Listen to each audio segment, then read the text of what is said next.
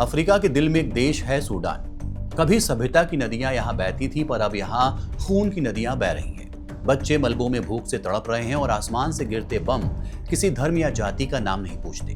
कहते हैं हर युद्ध के पीछे सिर्फ बारूद नहीं, कोई मुनाफा भी छिपा होता है। और सूडान के इस जलते नर्क में उंगलियां अब एक नाम की तरफ उठ रही हैं, संयुक्त अरब अमीरात। क्या वाकई यूएई इस युद्ध को हवा दे रहा है? क्या दुनिया की बड़ी ताकतें सिर्फ तमाशा देख रही हैं? आइए जानते हैं सूडान के कत्लेआम के पीछे संयुक्त अरब अमीरात का क्या हाथ है। नमस्कार, मैं हूं आसिफ इकबाल और आप देख रहे हैं वन इंडिया।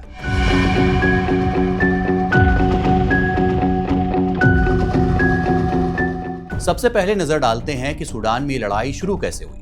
15 अप्रैल 2023 ये तारीख सूडान के इतिहास में खून से लिखी गई। राजधानी खार्तूम में अचानक सेना एसएएफ और पैरामिलिट्री संगठन आरएसएफ के बीच गोलियां चलने लगी। दोनों ही पहले एक ही सत्ता का हिस्सा थे, पर फिर शुरू हुआ सत्ता का झगड़ा, कौन देश चलाएगा। आरएसएफ की जड़ें दारफुर के कुख्यात जंजाविद मिलिशिया में हैं, जिसने पहले भी जनसंहार किए थे। जब 2019 में सूडान के तानाशाह ओमर अल बशीर को हटाया गया तो देश लोकतंत्र की राह पर बढ़ने लगा, मगर सेना और आरएसएफ दोनों सत्ता पर कब्जे के लिए भिड़ गए। अब हालत ये है कि दोनों सेनाएं एक ही देश में एक दूसरे के खिलाफ जंग लड़ रही हैं और जनता इस लड़ाई में कुचली जा रही है। सूडान के जमीनी हालात काफी बुरे हैं। हत्याएं, भुखमरी और लोगों का पलायन जारी है। अब तक 20,000 से ज्यादा लोग मारे जा चुके हैं। 90 लाख से ज्यादा लोग घर छोड़ने पर मजबूर हुए हैं। 2.5 करोड़ से ज्यादा लोगों को खाने, दवा और पानी की जरूरत है। दारफुर, अल फाशर और नील नदी के इलाकों में गांव पूरी तरह खाक हो चुके हैं। आरएसएफ पर आरोप है कि उसने मसालित जैसे गैर अरब समुदायों को जातीय आधार पर निशाना बनाया है, महिलाओं से बलात्कार, बच्चों की हत्या और गांवों को जला दिया। संयुक्त राष्ट्र ने इसे मानवता का सबसे बड़ा संकट बताया है और चेतावनी दी है कि अगर जल्द कुछ नहीं हुआ तो सूडान जीवित नरक बन जाएगा। चलिए अब आपको बताते हैं कि सूडान हिंसा से यूएई का नाम कैसे जुड़ा। कई रिपोर्टों ने खुलासा किया है कि आरएसएफ को हथियार, ड्रोन और पैसा मिल रहा है और इनकी डोरें अबू धाबी तक जाती हैं। आरोप है कि यूएई से आरएसएफ को हवाई रास्ते से हथियार और ड्रोन भेजे गए। सोने के व्यापार के जरिए आरएसएफ को पैसे पहुंचाए गए। आरएसएफ की मदद के लिए यूएई ने लॉजिस्टिक सपोर्ट और हवाई कार्गो का इस्तेमाल किया। कुछ रिपोर्ट्स में तो यहां तक कहा गया है कि भाड़े के सैनिकों को फंडिंग दी गई।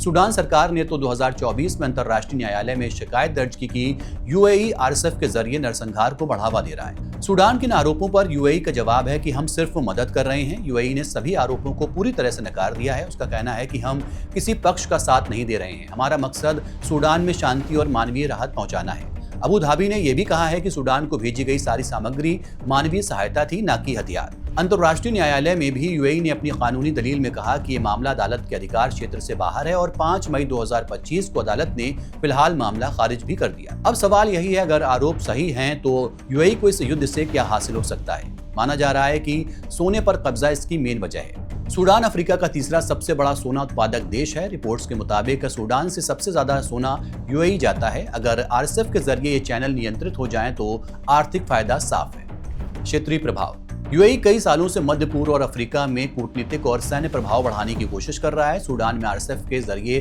प्रभाव जमाना एक तरीका हो सकता है जिससे मिस्र या सऊदी अरब जैसे पड़ोसी देशों पर दबाव बनाया जा सके। Proxy politics. सीधे लड़ाई में शामिल हुए बिना प्रॉक्सी यानी कि दूसरे के जरिए लड़ाई लड़ना आधुनिक भू राजनीतिक का नया तरीका है। जो देश ऐसा करते हैं वो जोखिम कम, फायदा ज्यादा रखते हैं जब तक कि सच सामने ना आ जाए।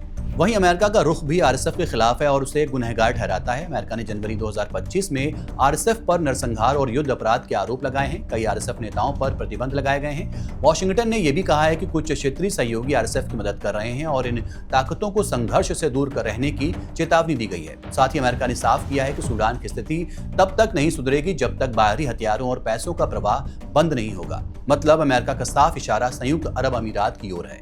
संयुक्त राष्ट्र ने बार बार चिताया है कि सूडान का संघर्ष अब अफ्रीका की सीमाओं से आगे निकल गया है। ये वैश्विक मानवीय आपदा बन चुका है। यूएनएचसीआर और डब्ल्यूएचओ के मुताबिक 40% अस्पताल बर्बाद हो चुके हैं। लाखों बच्चे कुपोषण के शिकार हैं और भुखमरी अब हथियार से ज्यादा घातक साबित हो रही है। खार्तूम की गलियों में अब बस राख बची हुई है। सबसे ज्यादा हिंसा प्रभावित अल फाशर शहर में लोग कहते हैं हम दिन में गोलियों से डरते हैं और रात में भूख से।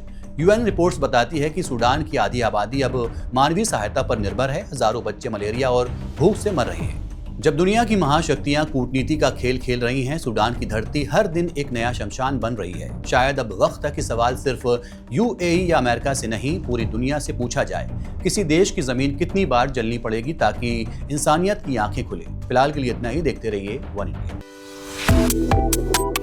Subscribe to One India and never miss an update. Download the One India app